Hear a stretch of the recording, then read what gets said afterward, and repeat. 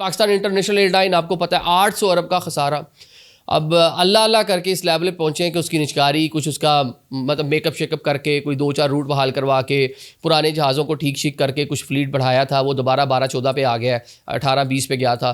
तो मतलब ये मसाइल जो कि तू खड़े हैं और सारा फोकस सिस्टम उसको बेचने का है। इतने में जनाब इन्होंने क्या किया है, जो एसोसिएशन है जहाज़ों को फिटनेस सर्टिफिकेट जो फ्लाई करने से पहले जो इंजीनियरिंग का शोबा देख कर देता है वो जारी करने से इनकार कर दिया। कल रात 55 से ज़ायद अब तक परवाज़ें जो हैं, जिस तरह मैंने शुरू में बताया, वो मुतासिर हुई हैं। दर्जन से ज़ायद उनमें बिल्कुल मनसूख की गई हैं। बाकी 6 घंटे 12 घंटे 14 घंटे इतना डिले इस टाइम चल रहा है।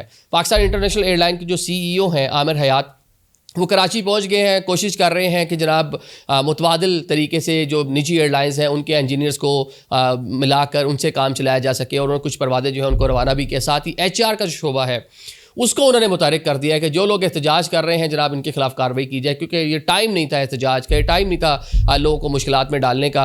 और साथ में जो इंटरनेशनल रूट्स हैं पूरी कोशिश है कि वो बहाल रहें, वो मुतासिर ना हो, क्योंकि बाहर जो लोग हैं जिन्होंने टिकट्स करा रखे हैं पाकिस्तान आने के लिए, लोगों के पूरे स्केजुअल्स हैं, लोगों ने होटल्स बुकिंग कराई हुई है, खुशी गमी पे आना है, तो कोशिश की जा रही है कि वो मुतासिर ना हो। इसको संभालने की इस टाइम पूरी कोशिश है।